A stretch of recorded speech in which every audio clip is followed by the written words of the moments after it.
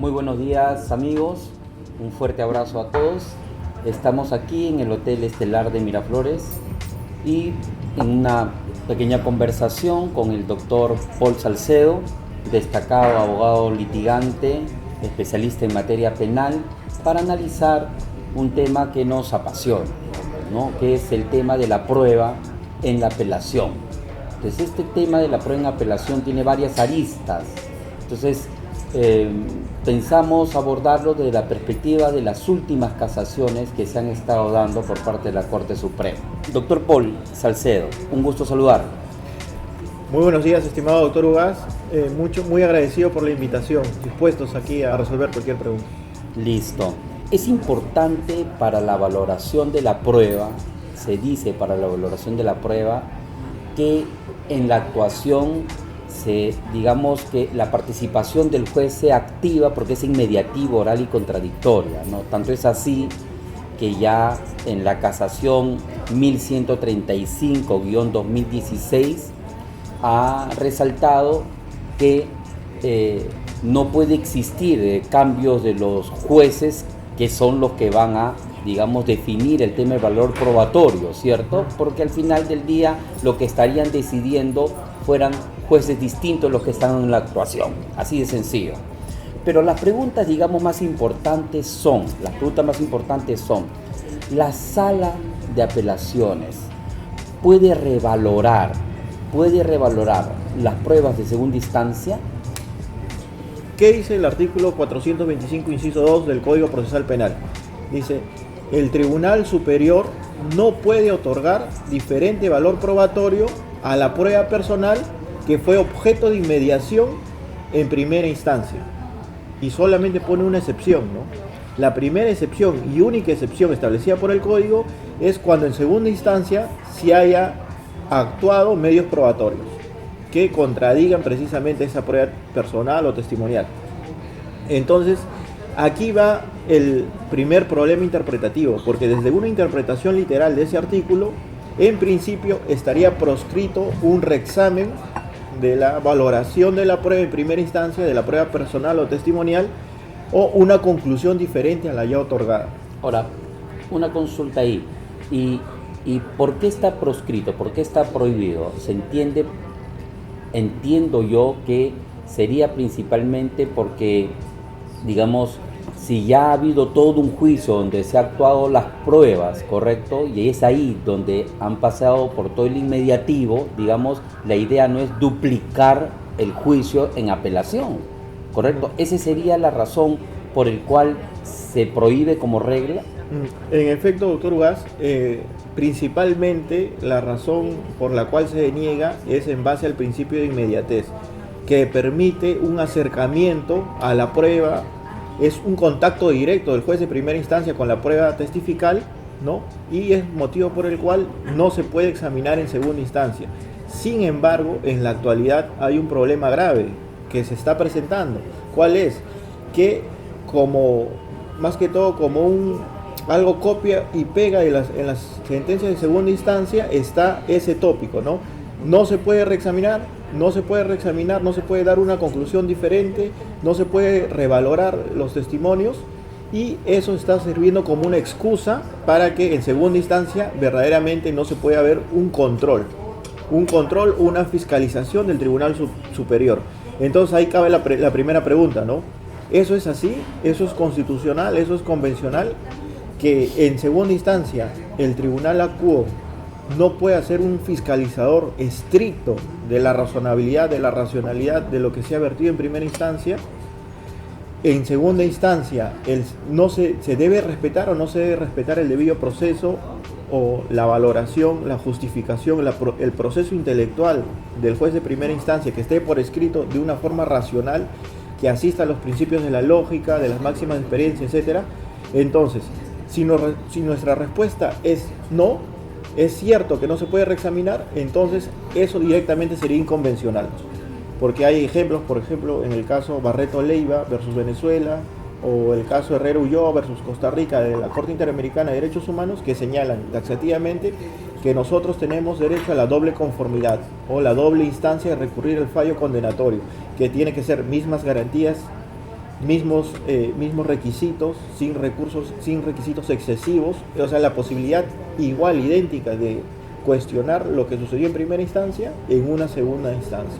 Entonces, por ejemplo, la jurisprudencia de la Corte Suprema de nuestro país señala desde el 2007, en la casación 5-2007 o ahora, luego ha sido reiterado este pronunciamiento por la casación 678 del 2017 de Cusco, y hay una casación de la libertad 648-2018 de la libertad, que señala y advierte dos temas diferentes, ¿no?, para un reexamen en segunda instancia de la valoración de la prueba, que hay zonas ocultas, ¿no?, por un lado, zonas oscuras, ocultas, y zonas visibles o pasibles de un control. Por ejemplo, le pongo diversos supuestos prácticos, doctor, y que usted quizás me pueda ayudar con su experiencia. Supongamos que el hecho 1, de acuerdo a la metodología que utiliza la primera instancia, que dice que está aprobado el hecho 1, el hecho 1 está aprobado, pero vemos que en su declaración del testigo, el hecho 1 está aprobado con la declaración del testigo 1, y esa declaración en la pregunta 1 dice una determinada respuesta, pero en otra pregunta dice algo contradictorio. O sea, viola un principio lógico, ¿no? Que en un momento dice una cosa y en la misma declaración dice otra, o sea, es contradictorio. ¿Qué pasa, por ejemplo, si en el hecho 2 dice a criterio del juez de primera instancia que está aprobado, pero este testigo 2 que prueba el hecho 2 tiene diversas declaraciones, 1, 2, 3, y son contradictorias, y el juez le da una valoración, por ejemplo, solamente a la declaración en sede policial? ¿Qué es lo que pasa si es que, por ejemplo, el hecho 3 está aprobado con un testigo 3, pero a la vez hay 4 testigos de descargo que no corroboran lo que dice, sino lo contradice? No hay un examen de la prueba en su plenitud, ¿no? Yo creo que todos esos supuestos permiten examinar dentro, ya irse a un control estricto de segunda instancia, porque lo que aquí se debe proteger es una valoración racional de la prueba. Ok, de tal manera que se entiende que todas estas excepciones a la regla de la prohibición de revaloración de la prueba, digamos, nos permitiría concluir que sí se podría revalorar la prueba si es que se dan todas estas causales, digamos, todos estos casos, ¿no? Ahora, cuando la Corte Suprema ha descrito en algunas casaciones, correcto, que no se puede cambiar el sentido de la declaración de primera instancia, yo entiendo también es porque normalmente el juez de primera instancia ha tenido el inmediativo, oral y contradictorio en su verdadera dimensión, digamos, con una extensión de alas extraordinaria, ¿no? Porque ha tenido todas las pruebas documentales, periciales, personales, etc. De tal manera que tiene un mejor sentido de la inmediación, ¿no? Y entonces, aparentemente, cuando se revisa a nivel de segunda instancia, se revisa, correcto, pero no en su total plenitud, porque muchas veces se accede a esta situación, pero principalmente en sus zonas abiertas, ¿no? En sus zonas abiertas, esto es, en la parte accesible del tema lógico, del razonamiento, o sea, se hace una especie de control de valoración, ¿cierto? De un control de valoración. Si ya está permitiendo la Corte Suprema que existan varias excepciones para acceder a una revaloración del material probatorio, correcto, y no solo un control de la valoración, entonces yo creo que entonces tiene sentido, correcto, que se haya avanzado en el extremo de admitir en segunda instancia prueba testimonial, correcto, rendida en primera instancia. Y entonces desde esta perspectiva creo yo que entonces tiene sentido la casación 854-2015, donde detalla dos criterios por los cuales se puede admitir la prueba en segunda instancia que ya fue rendida en primera instancia, ¿no? Y esos dos criterios describen la presencia de un defecto grave de práctica y valoración de la prueba personal en primera instancia. Y eso es importante porque dice defecto grave en la práctica, o sea, en la misma actuación de la prueba, y un defecto grave en la valoración de esa prueba actuada. ¿Correcto? Entonces, prácticamente lo que nos está diciendo la Corte Suprema, la Casación, es que si fue rendida en primera instancia, tú puedes ofrecerlo nuevamente en segunda instancia, ¿correcto? Si su actuación y valoración tiene un grave defecto. Entonces ya utilizamos la segunda instancia como un corrector, efectivamente. Y el segundo tema es que la información brindada por el testigo pueda variar la decisión de la quo, ¿correcto? Entonces, desde esta perspectiva se entiende que en una primera instancia brindó un nivel de información A, por ejemplo, ¿no? Pero ofrecemos al mismo testigo porque quizás en esta segunda instancia va a dar un nivel mayor que el A, más preciso o más completo, o que, correcto, nos pueda servir para variar la primera decisión. Entonces, este segundo aspecto sí, digamos, podría tener, digamos, hasta, o sea, no es una nueva prueba en el sentido estricto, porque digamos que es la misma prueba, el testigo claro, que fue, no es una nueva prueba, pero qué duda cabe que se convierte en un nuevo material probatorio, en una nueva introducción de material probatorio, correcto, que va a cambiar rotundamente la decisión. Que si es esto así, entonces a mí me parece que extraordinario que se dé alguna posibilidad así en segunda instancia para tratar de cuestionar estas pruebas de primera instancia, ¿no? Desde esa perspectiva, entonces yo creo que estamos yendo bien, correcto, a un escenario de mejor revisión del material probatorio, así haya sido actuado en primera instancia, ¿no? Sí, en efecto, se puede llegar a conclusiones, ¿no? Uno, por ejemplo, que no se puede utilizar el principio de inmediación como una excusa. No se puede utilizar el principio de inmediación como una excusa para ya no revalorar o realizar un examen estricto de una valoración racional de la prueba. Eso podría ser como una primera conclusión, ¿no? En segundo lugar, no es cierto que el fiscalizador de segunda instancia sea un fiscalizador nulo respecto a la prueba valorada en primera instancia, sino es un fiscalizador que sí puede realizar un examen en determinados supuestos, ¿no? Y por ejemplo, ¿no?, en el tema de los lugares oscuros o exceptos de control, se refiere netamente al aspecto sensorial del juez, ¿no? Es que el juez al momento de su inmediación revisa y mira que el testigo está ruborizado, que el testigo tiene tiempos muertos al momento de declarar, su testimonio no está siendo coherente, no está siendo por lo menos espontáneo, ¿no?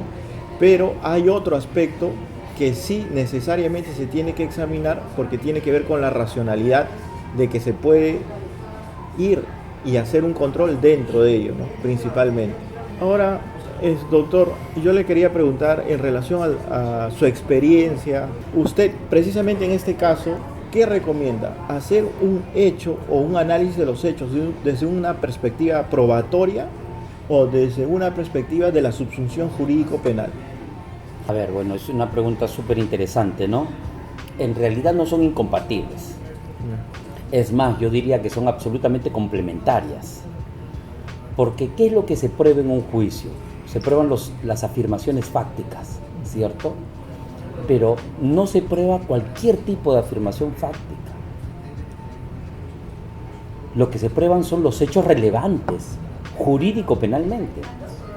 Entonces lo que yo diría sería que los hechos que se acusan, ¿correcto?, y que se pretenden probar, tienen que pasar mínimamente por un filtro, y esta es la subsunción típica.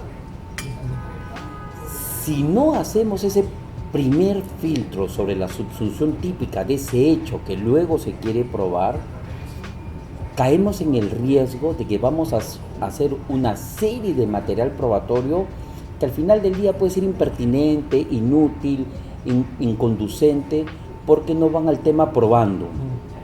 Desde esa perspectiva yo creo que es absolutamente acertada la casación 1111-2018, emitido hace poco, en agosto del 2020, que desarrolla esta tesis. ¿Cuál es la tesis? La tesis es que los hechos deben examinarse también bajo la perspectiva de subsunción típica, y esta línea de trabajo permite también verificar una adecuada perspectiva metodológica para regular el tema probatorio en el juicio. ¿Cuál fue el caso abordado por la casación 111-2018? El caso fue el siguiente. Es un caso acaecido en Ayacucho, donde supuestamente una menor había sido, la imputación describe que habría sido violada varias veces. Entonces, el imputado, el acusado, era una persona de más de 40 años. En el primer juicio se llevaron una serie de actuaciones probatorias y todas las pericias, principalmente certificados médicos legales y los legistas, etcétera, habrían descrito que la defloración era una defloración parcial, ¿no? O como que la penetración había sido una penetración parcial, no tanto superficial, pero sí en la vulva, por ejemplo. Desde esa perspectiva, las conclusiones de las sentencias, tanto en primera y en segunda instancia, fueron las siguientes. A ver, dijo, desde la perspectiva probatoria, sí, el señor tiene 40 años y es una menor de edad, correcto, es desproporcional, y entonces, como si hubiese sucedido el hecho, el evento, hubiese existido una defloración total, ¿no? Absoluta, por decirlo de alguna manera. Entonces, como no se llevó a cabo la defloración total y absoluta, entonces absuelto, porque no se puede probar, correcto, por la, entre comillas, la supuesta logicidad de la argumentación. ¿Qué es lo que dice la Corte Suprema? La Corte Suprema dice, a ver, antes que te pongas tú a pensar, correcto, sobre la probanza, primero revisemos el tema de la subsunción típica. Y lo que describe la casación ponente, profesor San Martín, es lo siguiente, algo muy sencillo. Cuando se verifica el tipo penal de violación de menor, ¿acaso el tipo penal dice acceso carnal total, absoluto? ¿O es que se entiende que se cumple la consumación del tipo penal con un acceso carnal parcial? ¿Es que si es parcial no hay violación de menor? Entonces, desde esa construcción normativa del acceso carnal, que se entiende también violación por acceso parcial o penetración parcial, es que desde ahí comienza a leerse de manera adecuada el material probatorio, lo ordena, lo dosifica, hace la cadencia adecuada del material probatorio y concluye. Si el tipo penal no me excluye defloración, acceso carnal parcial, y si todas las pruebas periciales, médico-legistas, certificados médicos, describen que fue parcial, ¿correcto? Entonces se tiene que tener por acreditada la violación del menor, porque se subsume al tipo y tienes todo el material probatorio. Por lo tanto, fundada la casación, ¿correcto? Y entiende además que acá ha habido dos afectaciones a la valoración de la prueba y a la llamada sana crítica, ¿no? Que es la que asume nuestro nuevo Código Procesal Penal. Primero dice, acá se ha violado la regla básica, la regla lógica y los conocimientos científicos. La regla lógica, ¿en qué? Es la razón suficiente, ¿correcto? La razón suficiente, ¿por qué se ha violado? Porque todo lo que decía el material probatorio y todo lo que decían los argumentos calzaban con el tipo penal. Y por otro lado, los conocimientos científicos, ¿por qué se han violado? Porque no se tomó en cuenta todas las pericias y todos los informes médicos que aconsejaban decidir de tal manera. Entonces, esta me parece que es una casación 1111 absolutamente pedagógica, absolutamente útil para los estudiantes, para los jueces, me parece que es una de las mejores casaciones en relación a prueba que se han dado en los últimos 10 años, ¿correcto? Porque nos brindan una pauta metodológica. Tú tienes un hecho, pero no te vayas de frente a las pruebas. Subsunción típica, alcances del tipo penal, porque si no vas a quizás estar trabajando en vano o quizás estás dejando impune un hecho.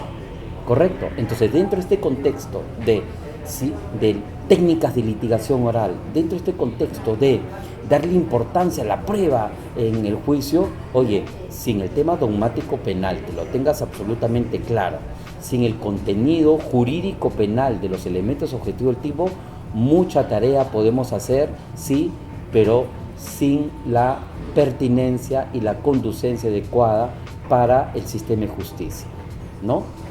Le agradezco muchísimo que hayamos podido compartir, digamos, en esta conversación algunas casaciones importantes sobre la prueba en segunda instancia. Invitamos al público que siga estas conversaciones, digamos, académicas. En la próxima sesión vamos a abordar la condena al absuelto, correcto, que es un tema que actualmente en la Corte Suprema existe todo un debate porque existen casaciones donde la amparan y existen casaciones donde le deniegan esta posibilidad, ¿no? Entonces para nosotros va a ser un gusto vernos en una próxima oportunidad y compartir con ustedes algunas reflexiones con respecto a estos temas tan apasionantes con respecto a la prueba y los recursos. Muchas gracias. Muchas gracias, doctor. Hasta luego, muchas gracias. Gracias.